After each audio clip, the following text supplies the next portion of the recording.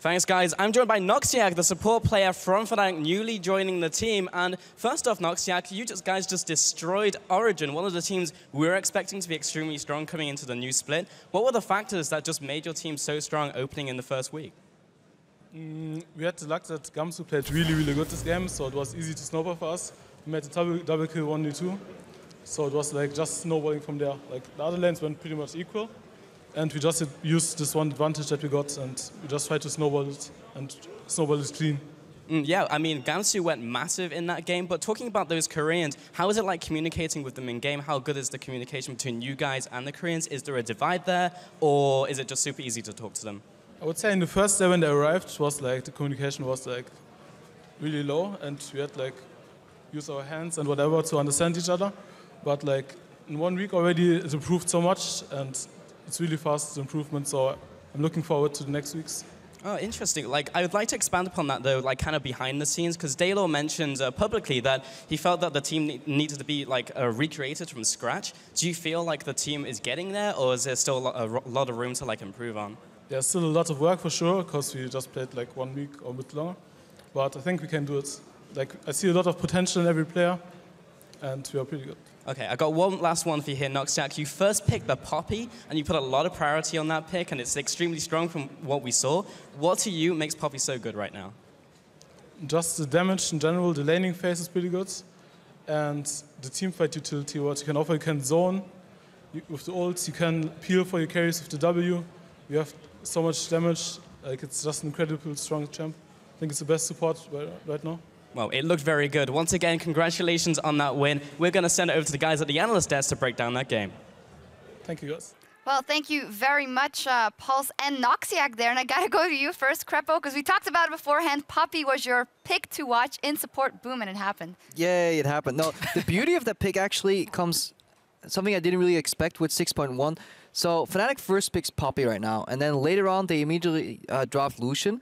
Usually that means the other team would go with MF, but because MF is so weak right now in 6.1, you kind of want to go Kalista, but the Poppy W hard counters Kalista in lane because each individual hop from Kalista is counted as a gap closer, so it's really hard to play that. Then Origen was kind of forced to play Ezreal, which was a weaker support, so I like not only the pick in itself, but also the impact it had in the pick and ban phase. And then what they did at the end then is, so they had a good pick to block, a couple of blockers for Origen in the start, and then at the end they picked up the Zac and Olaf, which I liked even more because Olaf just runs through all the kite and the zone that Origen has. He can just ramp in, and Zac kind of skips that part. Like usually if you want to walk into an Orianna, into a Lissandra, into a blue build Ezreal, you kind of get poked out and you get pushed back.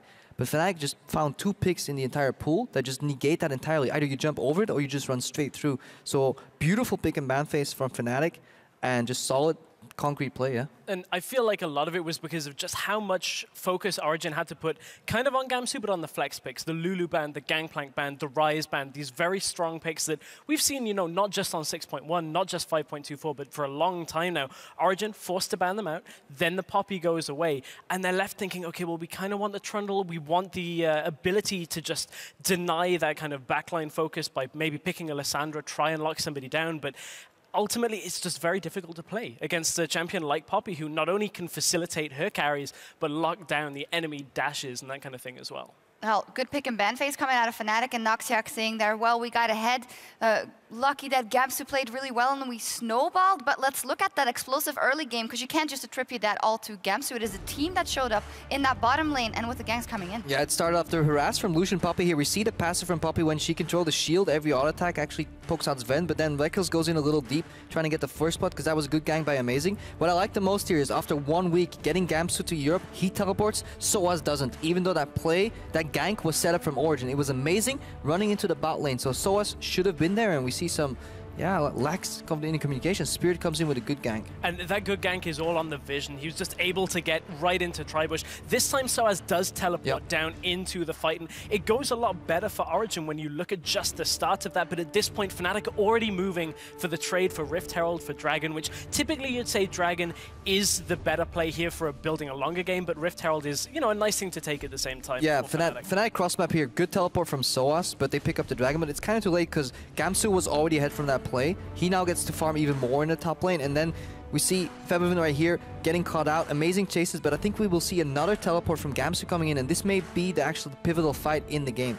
Oh yeah, for sure. At this point, Febiven, he knows he's already down, but he's just buying time for the rest of his team to get there. Spirit doesn't even get taken down properly. He goes into passive, and Gamsu is creating so much of an issue right here. Yeah, almost a no-scope on Amazing right there. Even later, Spirit, he doesn't go down. He actually goes into lane and kills Soas about 30-40 seconds later, who was lingering around for some more farm because, again, he wants to catch up with that Gamsu. Gamsu teleports in 2 instances, and then phenomenal laning. Overall, just... He left a mark on this game. And that wasn't it for Gamsu. He really stamped his mark with Gamsu just outplaying, you know, 2 versus 1 in that top lane. And this is just a beauty to behold. So Gamsu as a player loves to play carries. And I was wondering coming into this, how is he going to be able to do that on a team like Fnatic? They tried with Huni and Riven.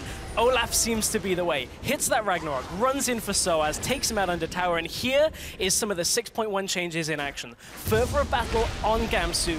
Gets the extra attack speed from his own passive, the lower he goes, and also just uses the vicious strikes, gets that lifesteal, just smacks Amazing down. And man, just the changes that happened on 6.1 just were so beneficial for that situation right there. It's so good from Gamsu. Finds it seems like they nerfed Lee Sin too on 6.1. It seemed incredibly hard to hit that Q, but no, yeah, Amazing helped him there a little bit. But yeah, Gamsu just phenomenal performance coming in here in Europe. We expected initially in our preparation for Fnatic to play a more tank-heavy top style. Yeah. While they publicly came out and they say, well, Febiven and Reckless, they will have to carry the game. Reckless did very well, a lot of damage in teamfights, not very visible, but just did a lot of damage. So we expected a tank from Gamsu. He brings out the Olaf, which is a good hybrid, and what impressed me the most from Fnatic was in the mid game, the way they pushed their advantage. They were pushing all 3 lanes, they used deep vision well, they had good control of pink wards, and fascinatingly enough, they picked up 0 blue trinkets, I think, towards the end, so they really relied on those longer invisible wards and not to easily clean out blue ones to push their advantage, and they were, after the early game, just in complete control of the game. Yeah, well, very, very impressive performance from Fnatic. There's some work still to be done for Origen, but not looking horrible in any sense of the word. A lot of exciting matchups coming up. And with the first Smash Nexus of 2016 on the books, it's time to look towards our next matchup where we'll see the new Elements versus G2 Esports. Don't go anywhere. Our coverage of the European LCS continues right after this. It's time to load up on a Summoner's Rift and kick off the 2016 LCS season. But they're going for him. Amazing. Pops the globules. Gamsu is 1v3. He takes out power. He almost takes out Amazing, but he stays alive, dodging away from the axe. Can the Viking get away from the blind monk? I don't think so. He sees him coming, and he should just...